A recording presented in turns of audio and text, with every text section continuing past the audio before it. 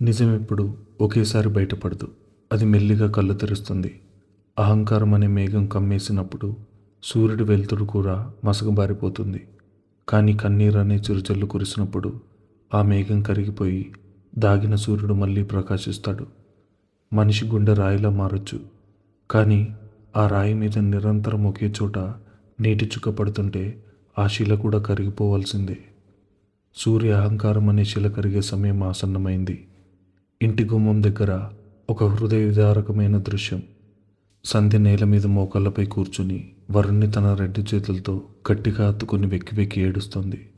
వెళ్ళిపోకమ్మా అని ఆ నాలుగేళ్ల పసివాడు ఆమె చీర కొంగును పట్టుకుని కుక్కపట్టి ఏడుస్తుంటే ఆ శబ్దానికి ఆకాశం కూడా కరిగి వర్షం కురిపించేలా ఉంది. సరిగ్గా అదే సమయానికి గేట్ తీసుకుని సూర్య కారు లోపలికొచ్చింది. సూర్య కారు దిగాడు. వాడి అడుగులు గుమ్మం వైపు పడుతున్నాయి. కానీ అక్కడ దృశ్యం చూసిన వాడి అడుగులు ఆగిపోయాయి. ఎవరినీ దగ్గరకు రానివ్వని తన కొడుకు తన భార్య స్థానాన్ని లాక్కోవడానికి వచ్చిన ఒక పరాయి ఆడదాన్ని తను భావించిన సంధ్య కోసం ఇంతలా ఏడుస్తున్నాడా? వాడు సంధ్యని అమ్మ అని పిలుస్తున్నాడా? సూర్య గుండెలో ఒక తెలియని అలజడి. నిన్నటి దాకా వాడు ఒక భ్రమలో బతికాడు. నా పిల్లలకి నేను మాత్రమే లోకం. నా భార్య స్థానంలో వేరొకరికి రానివ్వను. ఈ సంధ్య కావాలనే పిల్లలకి మాయమాటలు చెప్తుంది అని వాడు నమ్మాడు. కానీ ఇప్పుడు వాడి కళ్ళ ముందు జరుగుతున్నది ఒక నాటకం కాదు, ఓ పసివాడి స్వచ్ఛమైన పేగుబంధపు ఆవేదన. నేను అల్లరి చేయనమ్మా, నువ్వు ఏది చెప్తే అది వింటాను. ప్లీజ్ నన్ను వదిలేసి వెళ్ళిపోకు. వరుణ్ మాటలు సూర్య చెవుల్లో తూటాల్లా పేలాయి.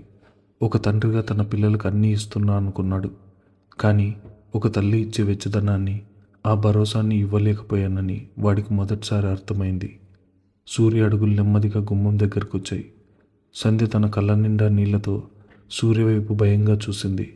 తన సూట్ కేసు పట్టుకుని వెళ్ళిపోతుంటే సూర్య ఏమంటాడో, వరుణ్ణి తన దగ్గర నుంచి లాగేసుకుని మళ్ళీ అవమానిస్తాడేమో అని ఆమె గుండె వేగంగా కొట్టుకుంటుంది. కనీసం ఆమెను కసిరి కొట్టలేదు. సంధ్య కళ్ళల్లో ఉన్న కన్నీళ్లు ఆమె చేతిలోంచి జారి కింద పడిన సూట్ కేసుని ఒక క్షణం పాటు మౌనంగా చూశాడు. ఆ చూపుల్లో నిన్నటి దాకా ఉన్న కోపం లేదు. కేవలం ఓ లోతైన ప్రశ్న మాత్రమే ఉంది. ఎందుకు వెళ్ళిపోతున్నావు అన్న ఒక మూగ ప్రశ్న. సూర్య ఏమీ మాట్లాడకుండా ఆమెను దాటుకుని నెమ్మదిగా ఇంట్లోకి అడుగుపెట్టాడు. సంధ్యకి ఏమీ అర్థం కాలేదు. వాడెందుకు అరవలేదు? కొడుకుని ఎందుకు తన దగ్గర నుంచి తీసుకెళ్ళలేదు? సంధ్య భయంగా వరుణ్ణి హత్తుకునే గడప దగ్గర ఉండిపోయింది. సూర్య లోపలికి నడుచుకుంటూ వెళ్ళి తన గది వైపు వెళ్తున్నాడు. అకస్మాత్తుగా వాడి చూపులు డైనింగ్ టేబుల్ మీద పడ్డాయి. అక్కడో తెల్లటి కాగితం, దాని మీద పసుపు రంగుతో మెరుస్తున్న ఒక తాళిబొట్టు. సూర్య అడుగులు అక్కడే ఆగిపోయాయి. వాడి గుండె ఒక్కసారిగా వేగంగా కొట్టుకుంటుంది. గబగబా ఆ టేబుల్ దగ్గరికి వెళ్ళాడు. ఆ పసుపు తాడిని చూశాడు. ఒక ఆడది తన ఒంటి మీదున్న నగలు తీసి బల్ల మీద పెడితే అలిగిందని అర్థం. కానీ మెడలో ఉన్న తాళిని తీసి బల్ల మీద పెడితే తన ప్రాణాన్ని వదిలేసి వెళ్ళిపోతుందని అర్థం. సూర్య చేతులు వణికాయి. ఆ తాలిబొట్టును పక్కకు జరిపి దాని కిందున్న ఉత్తరాన్ని చేతుల్లోకి తీసుకున్నాడు. కాగితం మీద కన్నీటి చుక్కలు పడిన అక్షరాలు చెరిగిపోయి ఉన్నాయి. సూర్య ఆ అక్షరాలు చదవడం మొదలుపెట్టాడు. బావా, ఇది నా ఆఖరి పలకరింపు. నేను ఈ ఇంటికొచ్చింది నీ భార్య స్థానాన్ని ఆక్రమించడానికి కాదు బావా. అనాథలైన నా అక్క పిల్లలకి ఒక తల్లి ప్రేమను ఇవ్వడానికి. నిన్న రాత్రి వరుణ్ నా ఒడిలో పడుకొని నన్ను అమ్మ అని పిలిచాడు. నా బాధ్యత తీరిపోయింది. సూర్య కళ్ళు ఆ వాక్యాలను చదువుతుంటే వాడి మెదడులో ఒకటే ఆలోచన. నా పిల్లలు ఆమెను అంగీకరించారు అని తెలిసి మరుక్షణం ఆ గెలుపును అనుభవించకుండా ఎందుకు వెళ్ళిపోతుంది? ఉత్తరం ఇంకా కొనసాగుతుంది. కానీ బావా, నేను గెలిచినా కూడా ఎందుకు వెళ్ళిపోతున్నానో తెలుసా? నా ముఖం చూసిన ప్రతిసారి నీకు నా అక్కే గుర్తొస్తుంది. ఆ జ్ఞాపకాల వల్లే నువ్వు రాత్రిపూట ఒక చీకటి గదిలో నీతో నువ్వే యుద్ధం చేస్తున్నావు. నేను నిన్న రాత్రి చూశాను బావా.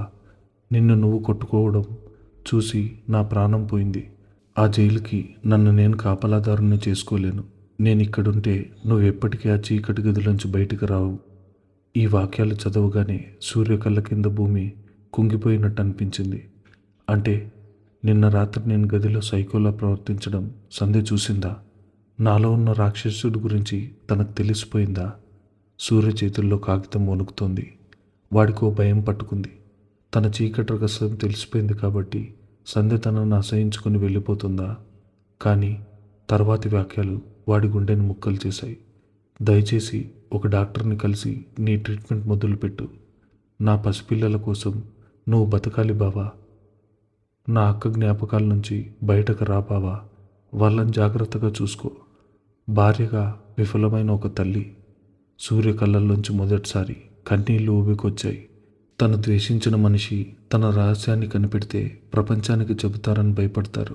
కానీ తనని ప్రాణంగా ప్రేమించిన మనిషికి తన రహస్యం తెలిస్తే వాళ్ళ తమ ప్రాణాలైనా ఇచ్చి తనని కాపాడుకుంటారని సూర్యకి ఇప్పుడు అర్థమైంది. సంధ్య తనను అసహించుకోవడం లేదు. తనకు పిచ్చి పట్టిందని వదిలేసి వెళ్ళడం లేదు.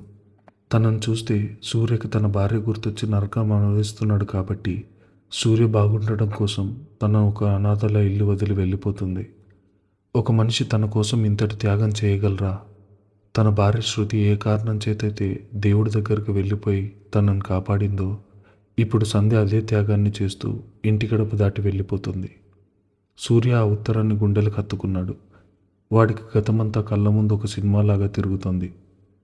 మొదటి రాత్రి పూలపాన్పు మీద ఉన్న సంధ్యని వదిలేసి నేల మీద పడుకోబెట్టడం, ఆమె తెచ్చిన కాఫీని నేలపాలు చేయడం, మెట్ల మీద నుంచి పడిన రక్తం మడుగుల్లో ఉన్న జాలి పడకుండా ఆమెను నిందించడం, స్టోర్ రూమ్లో డైరీ చదువుతుంటే ఆమె చెంప పలగొట్టి ఆ డైరీని తగలబెట్టి ఆమెను బయటికి గెట్టేయడం.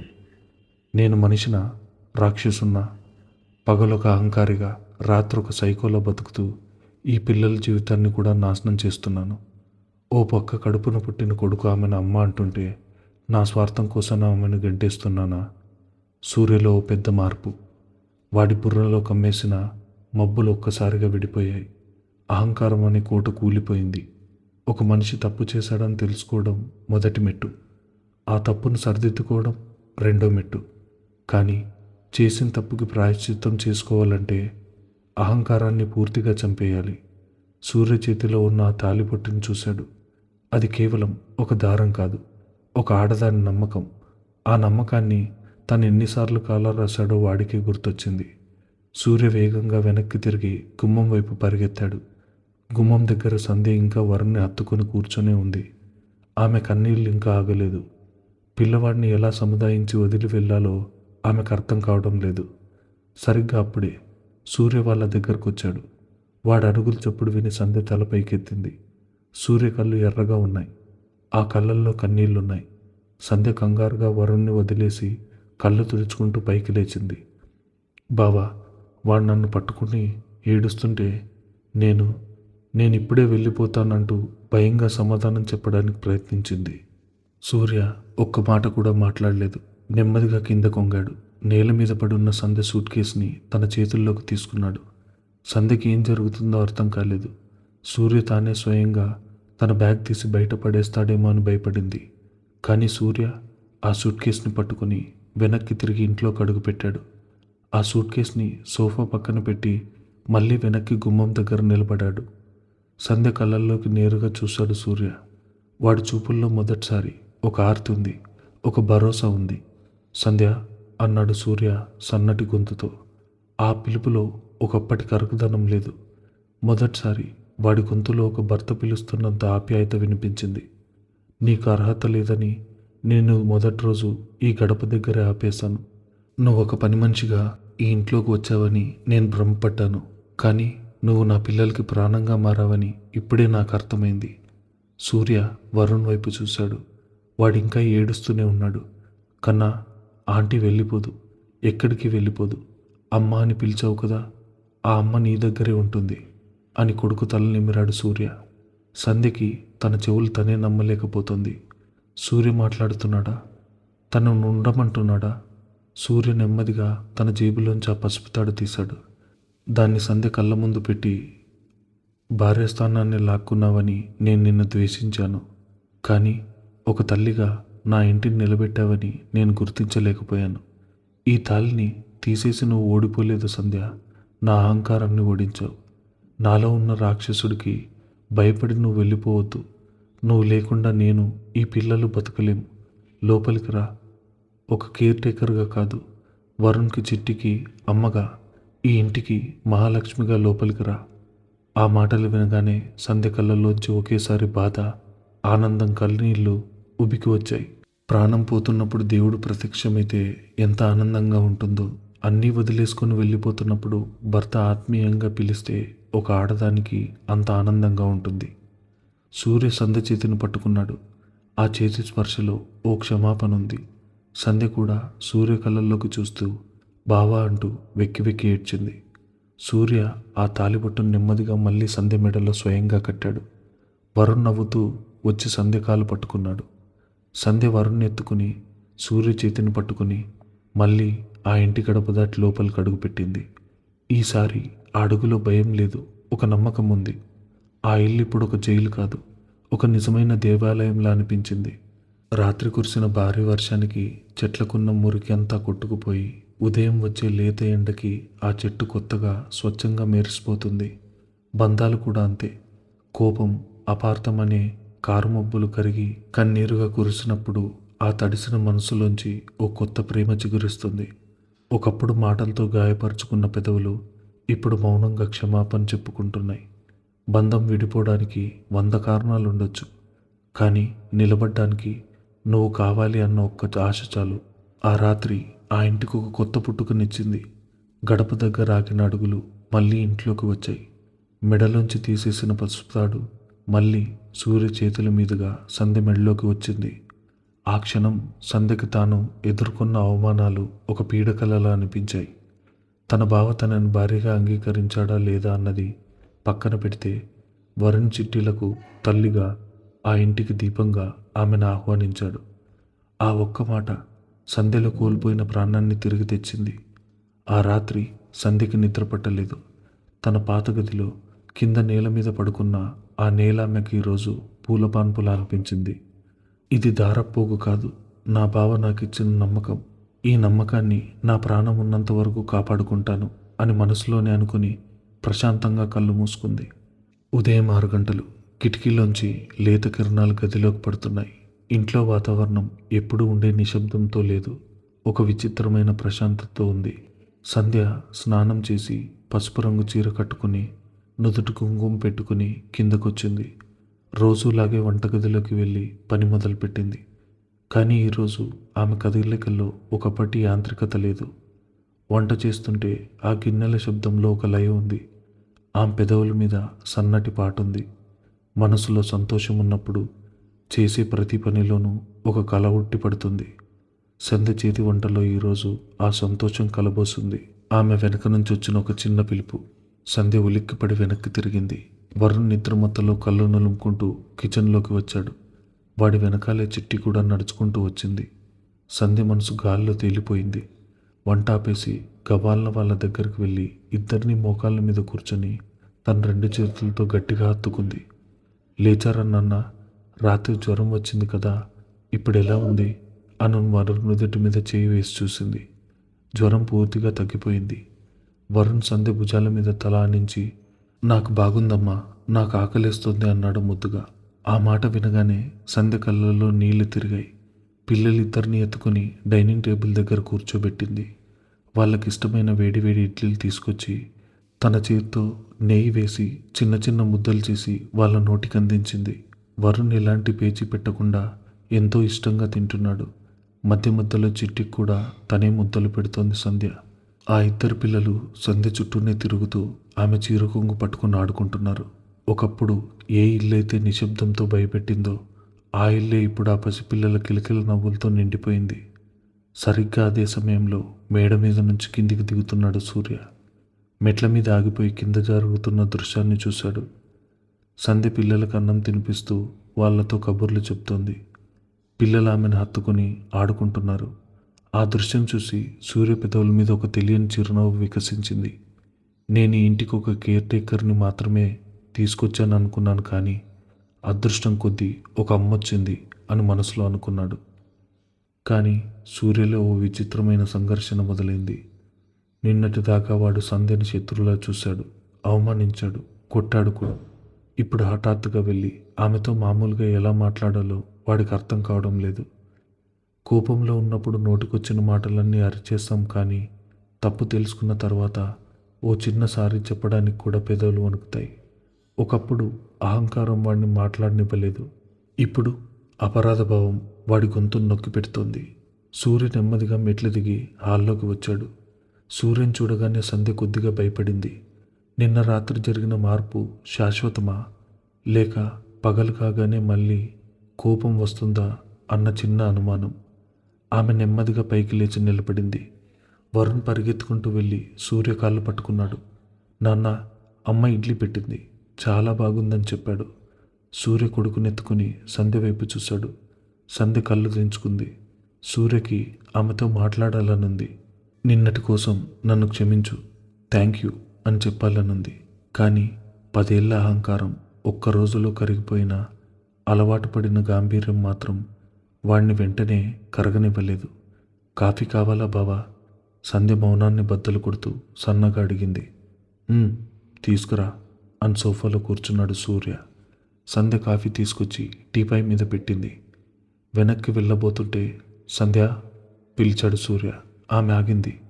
గుండె వేగంగా కొట్టుకుంటోంది. సూర్య కాఫీ కప్పు తీసుకున్నాడు. వాడి చూపులు సంధ్య ఎడమ చేతి మీద పడ్డాయి. నిన్న వరుణ్కి దెబ్బ తగలకుండా అడ్డుపడినప్పుడు పగిలిన అద్దం గుచ్చుకొని కట్టిన కట్టు అలాగే ఉంది. అందులోంచి ఇంకా కొద్దిగా రక్తం మరక కనిపిస్తోంది. సూర్య కళ్ళల్లో ఒక బాధ. చేతికి నొప్పి తగ్గిందా అని అడిగాడు నెమ్మదిగా. ఆ ఒక్క ప్రశ్న అడగడానికి వాడు తనలో తానెంత మదన పడ్డాడో వాడికి తెలుసు. సంధ్య ఉలిక్కి పడింది. సూర్య తన చేతి గాయం గురించి అడిగాడా? తన బాధను వాడి కళ్ళు గమనించాయా? తగ్గింది బావా, పర్వాలేదు అని బదిలిచ్చింది సంధ్య. ఆమె కళ్ళల్లో ఓ చిన్న ఆనందం మెరిసింది. సూర్య కాఫీ తాగుతూ అన్నాడు. ఇక నుంచి పనులు నువ్వే అన్నీ చేయక్కర్లేదు. నేను పని మనిషికి చెప్తాను. చేతికి గాయం మానే వరకు విశ్రాంతి తీసుకో. ఆ మాటల్లో అధికార దర్పం లేదు. ఓ భర్త చూపించే శ్రద్ధ ఉంది. సంధ్యకి ఇంకేం కావాలి? తన బావ తనని గుర్తించాడు. తన బాధను అర్థం చేసుకున్నాడు. అవసరం లేదు బావా, నా చేతికేం కాలేదు, నేను చేసుకోగలను అని చిరునవ్వుతో చెప్పి లోపలికి వెళ్ళిపోయింది. సూర్య ఆమె వెళ్ళే వైపే చూస్తూ కూర్చున్నాడు. ఆ కాఫీ ఈరోజు వాడికి మొదటిసారి అమృతంలా అనిపించింది. ఆ రోజు సాయంత్రం సూర్య ఆఫీస్ నుంచి త్వరగా ఇంటికొచ్చాడు. మామూలుగా అయితే ఇంటికి రాగానే నేరుగా తన గదిలోకి వెళ్ళి తలుపు వేసుకుని తన బాధలో తాను మునిగిపోయేవాడు. కానీ ఈరోజు వాడు హాల్లోనే ఆగిపోయాడు. వరుణ్, చిట్టి ఇద్దరూ నేల మీద కూర్చొని సంధ్యతో కలిసి డ్రాయింగ్ గీస్తున్నారు. సంధ్య వాళ్ళకి ఏవో కథలు చెప్తూ నవ్విస్తుంది. సూర్య బ్రీఫ్ కేస్ పక్కన పెట్టి వాళ్ళకి తెలియకుండా సోఫాలో కూర్చొని ఆ దృశ్యాన్ని ఆస్వాదిస్తున్నాడు. మనిషికి నిజమైన సంతోషం ఎక్కడుంటుంది? బ్యాంక్ బ్యాలెన్స్లో కాదు, పెద్ద బంగ్లాలో కాదు, తన కోసం ఎదురు చూసే ఓ చిన్న గుమ్మం దగ్గర, తన పిల్లలు ఆడుకుంటున్న ముంగిట్లో. సూర్యకి ఇప్పుడు ఆ సంతోషం దొరికింది. కొద్దిసేపటికి సంధ్య సూర్యని గమనించింది. వెంటనే లేచి నిలబడింది. ఎప్పుడొచ్చావు బావా? చూడలేదు. ఇప్పుడే అన్నాడు సూర్య చిన్నగా నవ్వుతూ. పిల్లలు అల్లరి చేస్తున్నారా? లేదు బావా, చాలా బుద్ధిమంతులైపోయారు అంటూ వాళ్ళ తల నిమిరింది సంధ్య. రాత్రి భోజనాల దగ్గర కూడా వాతావరణం మారింది.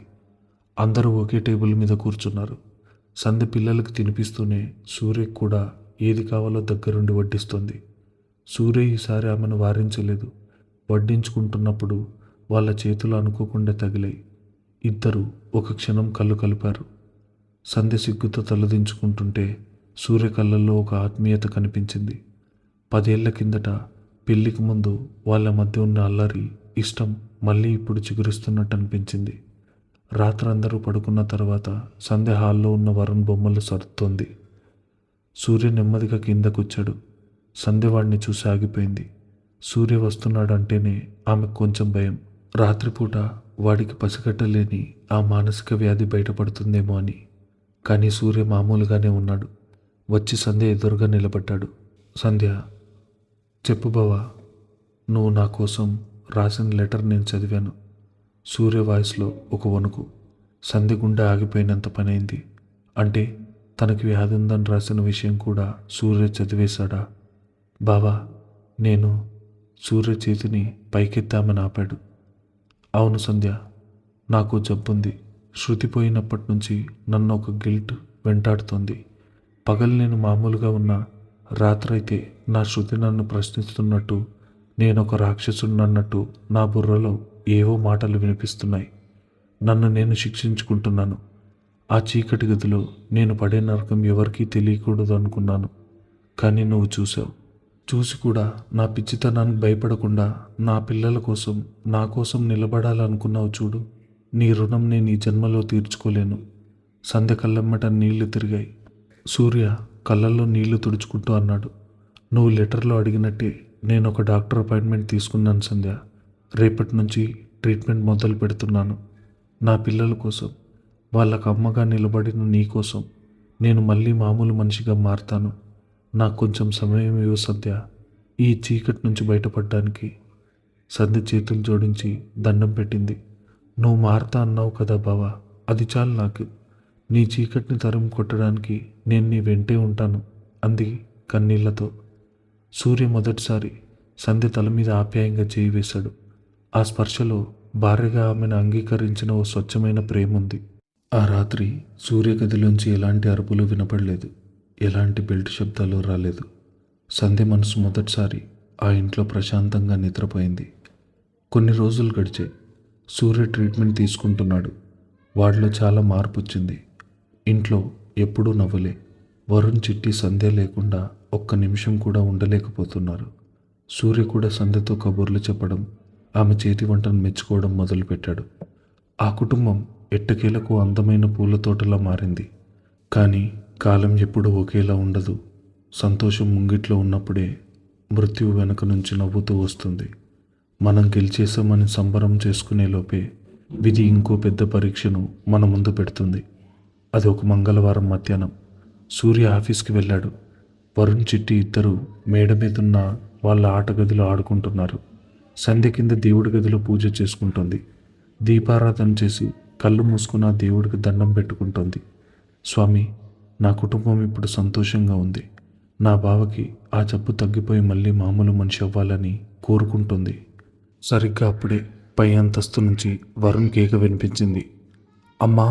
సంధ్య ఉలిక్కిపడి కళ్ళు తెరిచింది. దేవుడి దగ్గర వెలుగుతున్న దీపం ఒక్కసారిగా కొండెక్కేసింది. సంధ్య గుండెల్లో భయం పట్టుకుంది. పూజ గదిలోంచి బయటకు పరిగెత్తింది. పై అంతస్తు నుంచి నల్లటి పొగ కిందకొస్తుంది. పిల్లలు ఆడుకుంటున్న గదిలోంచి మంటలు చెలరేగుతున్నాయి. షార్ట్ సర్క్యూట్ వల్ల ఏసీ వైర్ల నుంచి నిప్పు రాసుకుంది. గదిలో ఉన్న బొమ్మలకి, కర్టన్లకి అంటుకుంది. క్షణాల్లో ఆ గది మొత్తం మంటల్లో చిక్కుకుపోయింది. వరుణ్, చిట్టి అని అరుస్తూ సంధ్య పిచ్చిదానిలా మెట్లపైకి పరిగెత్తింది. గది తలుపులు మూసుకుపోయి ఉన్నాయి. లోపల నుంచి పిల్లల ఏడుపులు వినిపిస్తున్నాయి. బయట నుంచి సంధ్య తలుపులు పలగొట్టడానికి ప్రయత్నిస్తుంది. కానీ ఆ మంటల వేడికి ఆమెకు ఊపిరాటం లేదు. నిప్పుకు దయ ఉండదు. అది గుడిసైనా గుడైనా ఒకేలా కాల్చేస్తుంది. కానీ అదే నిప్పుకో చిన్న బలహీనత ఉంది. ఓ తల్లి పేగుబంధం దాన్ని ఎదురుగా నిలబడితే ఆ అగ్నిదేవుడు కూడా అడుగు వెనక్కి వేయాల్సిందే. ప్రాణం పోయేటప్పుడు మనిషి దేవుణ్ణి పిలుస్తాడు, కానీ ఆ దేవుడికి ప్రాణ సంకటం వస్తే అమ్మ అని పిలుస్తాడు. అమ్మతనం అంటే నవమాసాలు మోయడం కాదు, ఆ బిడ్డ కోసం నవనరకాలనైనా నవ్వుతూ దాటడం. ఇన్నాళ్ళు కన్నీళ్లతో తడిసిన సంధ్య ప్రేమ ఇప్పుడు అగ్నితో పరీక్షకు సిద్ధమైంది. లోపల నుంచి వరుణ్, చిట్టీల ఏడుపులు ఆ మంటల హోరులో కలిసిపోయి దయనీయంగా వినిపిస్తున్నాయి. వరుణ్, చిట్టి అని అరుస్తూ సంధ్య తలుపు దగ్గరికి పరిగెత్తింది. గది లోపల హ్యాండిల్ పట్టుకోవడానికి ప్రయత్నించింది. కానీ మంటల వేడికి ఆ హ్యాండిల్ కాలిపోయి ఉంది. పట్టుకోగానే సంధ్య అరచేయి చురుక్కుమంది. చేతి చర్మం కాలి బొబ్బలొచ్చాయి. ఆ అని విలపించింది సంధ్య. కానీ లోపల నుంచి వరుణ్, అమ్మా, వేడిగా ఉంది, కాపాడమ్మా అని ఏడుస్తూ శబ్దం ఆమె చెవిన పడింది. గాయం శరీరానికైతే మనిషికి వెనుకడుగు వేస్తాడు, కానీ గాయం ప్రాణానికైతే ఆ మనిషి మృత్యువునైనా ఎదిరించి ముందడుగు వేస్తాడు. సంధ్యకి ఆ లోపల ఉన్నది పసిపిల్లలు కాదు, తన ప్రాణాలు. సంధ్య తన కాలిపోయిన చేతిని లెక్క చేయలేదు. ఆ తలుపుని ఎలాగైనా బద్దలు కొట్టి కారిడార్లో ఉన్న ఓ బరువైన ఇత్తడి పూలకుండీని 2 చేతులతో ఎత్తి పట్టుకుంది. తన బలాన్నంతా కూడా తీసుకుని ఆ గది తలుపు మీద బలంగా బాదింది. ఒకసారి, 2 సార్లు, 3 సార్లు. తలుపు లాక్ పగిలిపోయింది. గడియ విడిపోయి తలుపు ఒక్కసారిగా లోపలికి తెరుచుకుంది. తలుపు తెరుచుకోగానే లోపల నుంచి ఓ పెద్ద అగ్నిజ్వాల బయటకు ఎగజిమ్మింది. ఆ వేడికి సంధ్య వెనక్కి పడిపోయినంత పనైంది. ఆమె కళ్ళు మంటల వేడికి ఎర్రగా కద్దిపోయాయి. గదిలో పరిస్థితి భయంకరంగా ఉంది. ఏసీ కాలిపోయి కింద పడిపోయింది. మంచం, కర్టెన్లు అన్నీ అగ్నికి ఆహుతవుతున్నాయి. గది నిండా దట్టమైన నల్లటి పొగ. ఆ మంటల మధ్య గది మూలన వరుణ్ తన చిన్నారి చిట్టిని తన 2 చేతులతో పట్టుకుని ఆమెను మంటలను తగలకుండా తన శరీరాన్ని అడ్డుపెట్టి కూర్చొని ఉన్నాడు. వాళ్ళు పొగకు కిరిబిక్కిరవుతూ తగ్గుతున్నారు. సంధ్యకి ఆ దృశ్యం చూడగానే గుండె ఆగిపోయింది. అక్క, నీ బిడ్డలకి ఏమీ కానివ్వను, వాళ్ళ ప్రాణానికి నా ప్రాణం అడ్డేస్తాను అని మనసులోనే అనుకుని మంటల మధ్యలోకి దూకింది సంధ్య. సాహసం అంటే భయం లేకపోవడం కాదు, ఆ భయం కంటే ఒక బాధ్యత గొప్పదని తెలుసుకోవడం.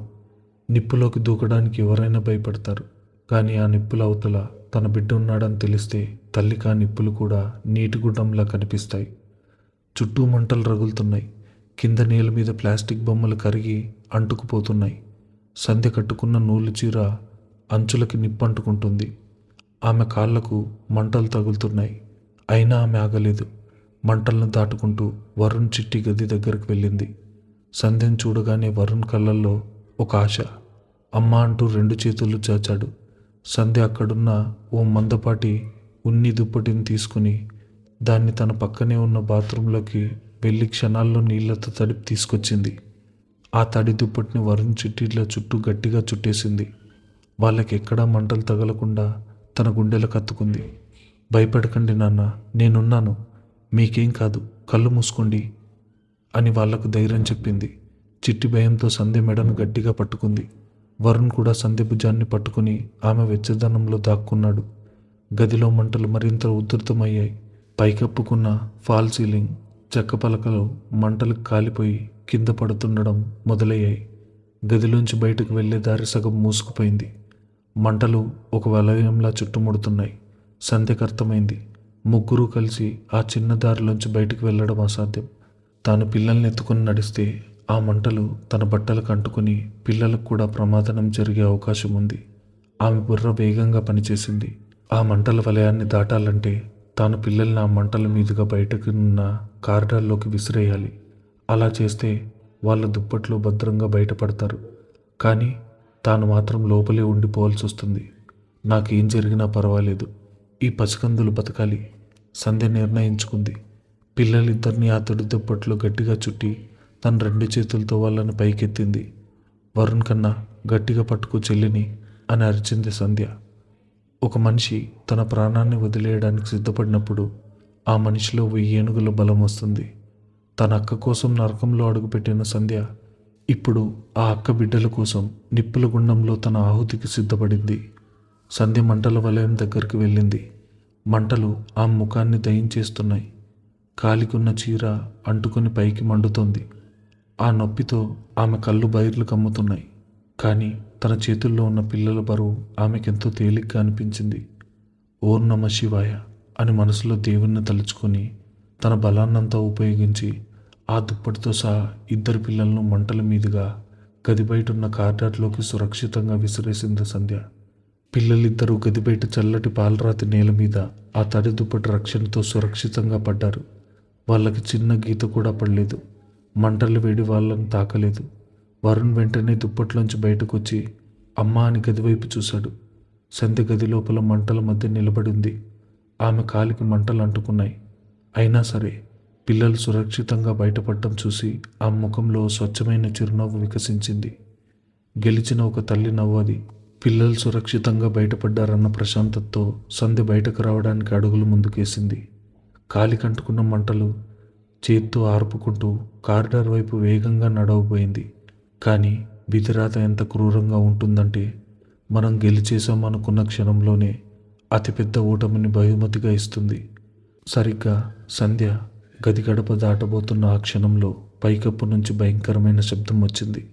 గది పైగా భాగంలో ఉన్న అలంకరణ కోసం వాడిన ఓ పెద్ద చెక్క దూలం అప్పటికే మంటలకు పూర్తిగా కాలిపోయి బలం కోల్పోయింది. అది సరిగ్గా సంధ్య తలపై భాగంలో విరిగిపడింది. పెద్ద శబ్దం చేస్తూ ఆ మండుతున్న కొయ్య దూలం పైనుంచి కింద పడింది. సంధ్య ఏమాత్రం ఊహించలేదు. ఆ కొయ్య నేరుగా వచ్చి సంధ్య వీపు మీద, భుజాల మీద బలంగా పడింది. ఆ సంధ్య నోటిలోంచి వచ్చిన ఆర్తనాదం ఆ అగ్నిజ్వాలల శబ్దాన్ని కూడా డామినేట్ చేస్తూ ప్రతిధ్వనిస్తోంది.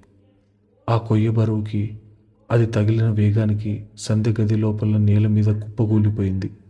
ఆ మండుతున్న కొయ్య ఆమె శరీరం మీద పడి ఆమెను కిందకు నొక్కిపెట్టింది. ఆమె దాని బరువును తట్టుకొని పైకి లేవలేకపోయింది. చుట్టూ మంటలు ఆమెను ఆవరించాయి. చీరకు మంట అంటుకొని ఆమె శరీరం కాలిపోతుంది. బయటున్న వరుణ్కి ఈ దృశ్యం చూసి ప్రాణం పోయినంత పనైంది. అమ్మా, అమ్మా లేమ్మా, అమ్మా బయటకు రామ్మా అంటూ వరుణ్ ఆ మంటల్లోకి వెళ్ళడానికి ప్రయత్నిస్తూ గుక్కపట్టి ఏడుస్తున్నాడు. చిట్టి కూడా అన్నయ్య పక్కన నిలబడి అమ్మా అంటూ భయంతో రోధిస్తోంది. సంధ్యకు ఊపిరాటం లేదు. ఆ కాలిపోతున్న కొయ్య బరువు ఆమె నడుము విరిచినట్టుగా ఉంది. నెమ్మదిగా ఆమె కళ్ళు పైకి తేలేస్తున్నాయి. కళ్ళ ముందు మంటల వెలుతురు మసకబారుతోంది. వరుణ్ ఏడుపు ఆమె చెవుల్లో దూరం నుంచి వినిపిస్తున్నట్టుగా ఉంది. తన అక్క బిడ్డల కోసం తన ప్రాణాన్ని పణంగా పెట్టిన ఆ అమ్మ ఇప్పుడు ఆ మంటలకే ఆహుతి కాబోతుంది. ప్రాణాపాయ స్థితిలో మంటల్లో చిక్కుకున్న సంధ్య బతుకుతుందా? సరిగ్గా అదే సమయానికి ఇంటికి రాబోయే సూర్య ఈ ఘోరాన్ని చూసి ఏమంటాడు? తన భార్య తన పిల్లల కోసం ఆత్మాహుతికి సిద్ధపడిందని తెలిసాక ఆ శిలలాంటి భర్త మనసు పడే పశ్చాత్తాపం ఎలా ఉండబోతుంది? కన్నీళ్లు పెట్టించే తర్వాతి భాగం కోసం వేచి చూడండి. అంతవరకు ఈ ఛానల్ని సబ్స్క్రైబ్ చేసుకోండి.